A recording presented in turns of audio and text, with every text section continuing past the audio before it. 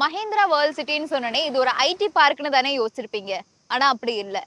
Peoples வாழ்றதுக்காகவே எக்ஸ்க்ளூசிவா இங்க ஒரு சிட்டியவே build பண்ணி வச்சிருக்காங்க. இது ஒரு இன்டகிரேட்டட் சிட்டி. அதாவது ஒர்க்கு மட்டும் இங்க கிடையாது, ஐடி பார்க்ஸ் மட்டும் கிடையாது. ரெசிடென்ஷியல் யூனிட்ஸ்ல இருந்து எல்லாத்தையுமே ஆல்ரெடி வெல் பிளான்டா டெவலப் பண்ணி வச்சிருக்காங்க. பொதுவா ஒரு இடத்துக்கு பீப்புள்ஸ் போவாங்க, அதுக்கப்புறம் அந்த இடத்த டெவலப் பண்ண ஆரம்பிப்பாங்க. ஆனா இங்க இது ஒரு ஆல்ரெடி வெல் பிளான்ட் இன்டகிரேட்டட் சிட்டியா இருக்கு.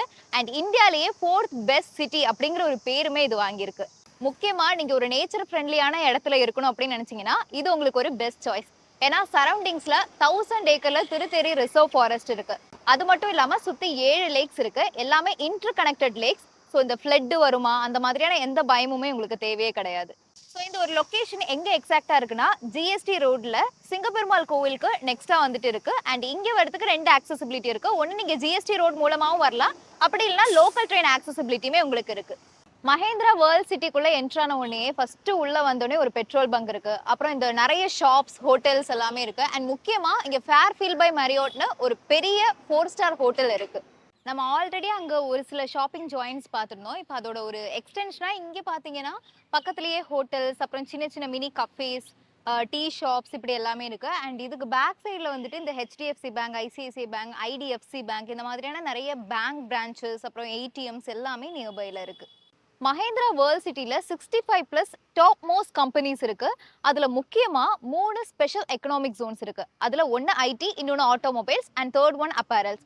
ஸோ இங்க பாத்தீங்கன்னா இன்ஃபோசிஸ்க்கு முன்னாடி தான் இப்போ நம்ம நிக்கிறோம். இன்ஃபோசிஸ் மட்டுமே 129 ஏக்கர்ஸ்ல பில்ட் பண்ணிருக்காங்க. அண்ட் இன்ஃபோசிஸ் மட்டும் இல்லாம பக்கத்திலேயே ரினால்ட் இருக்கு, கேப் ஜெமினி இந்த மாதிரியான டாப் கம்பெனிஸ் எல்லாமே இருக்கு. ஜஸ்ட் பிஃபோர் நம்ம ஐடி ஜோன் பார்த்தோம். இப்போ நம்ம வந்துட்டு ஆட்டோசெஸ் ஜோன்ல இருக்கோம். இப்போ ரைட்ல போனா ஆட்டோசெஸ் அண்ட் லெஃப்ட்ல வந்துட்டு அப்பேரல்ஸஸ் இருக்கு. அண்ட் இப்போ நான் இங்க நிக்கிற இந்த ஒரு ரோடு, அப்புறம் இங்க இருக்கிற மேஜரான ரோட்ஸ் எல்லாமே 120 ஃபீட்ஸ் அண்ட் அபோவ் தான் இருந்திருக்கு. அதுக்கு கம்மியா வந்துட்டு மேஜர் ரோட்ஸ் எதுவுமே இல்லை. ஈவன் இன்டீரியர் ரோட்ஸ்க்கு நம்ம போனோம்னா கூட 60 ஃபீட் இருக்கு. ஐடி கம்பெனிஸ் தவிர வேற ஒரு சில மேஜரான கம்பெனிஸுமே இங்க இருக்கு. ஃபார் எக்ஸாம்பிள் பிஎம்டபிள்யூ, அப்புறம் மஹேந்திரா ரிசர்ச் வேலி, பார்க்கர் இந்த மாதிரியான முக்கியமான கம்பெனிஸுமே இங்க இருக்கு. மஹேந்திரா வேர்ல்ட் சிட்டியை பொறுத்தளவுல இங்க வந்துட்டு இந்த ஸ்டோம் வாட்டர் சிஸ்டம் ஒன்று இருக்கு.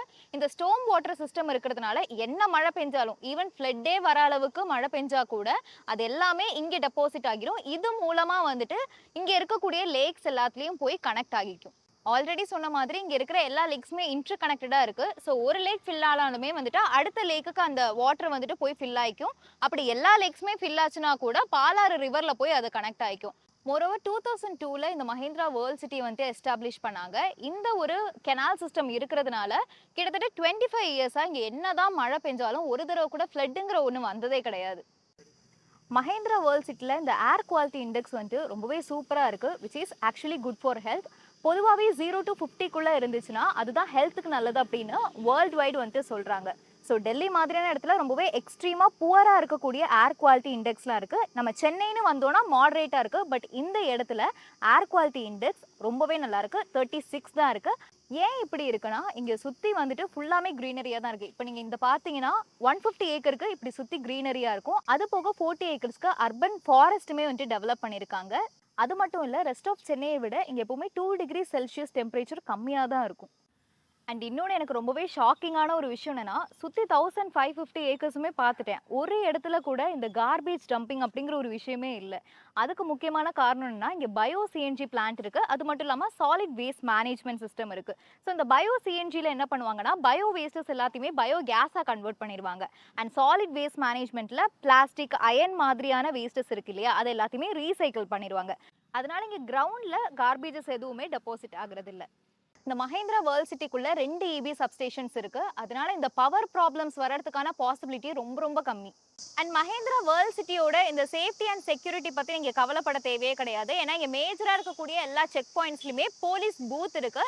அண்ட் அது தவிர மஹேந்திரா வேர்ல்ட் சிட்டிக்குன்னு வந்துட்டு செக்யூரிட்டி கார்ட்ஸ் இருக்காங்க.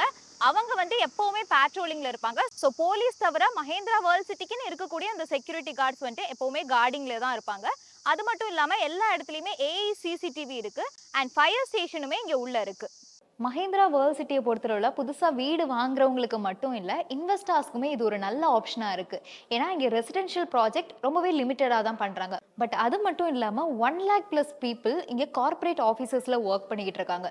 ஸோ அப்படி பார்க்கும்போது இது ஒரு ஹைலி டிமாண்டட் பிளேஸாக இருக்குது. அதனால உங்களுக்கு கேபிட்டல் அப்ரிசியேஷன் அதிகமாக இருக்கும். அண்ட் ரெண்டல் ரிட்டர்ன்ஸும் பார்த்தோம்னாலுமே ரொம்பவே அதிகமாக இருக்குது. சென்னையிலலாம் ரெண்டல் ரிட்டர்ன்ஸ் வந்து 3% தான் கொடுக்குறாங்க. பட் இங்கே மோர் தேன் 5% ரெண்டல் ரிட்டர்ன்ஸ் கொடுக்குறாங்க. ஸோ இந்த ப்ராஜெக்ட் பற்றி இன்னும் நிறைய டீட்டெயில்ஸ் நீங்கள் தெரிஞ்சுக்கணும்னு நினச்சிங்கன்னா ஸ்க்ரீனில் தெரியிற நம்பரை காண்டாக்ட் பண்ணுங்கள்.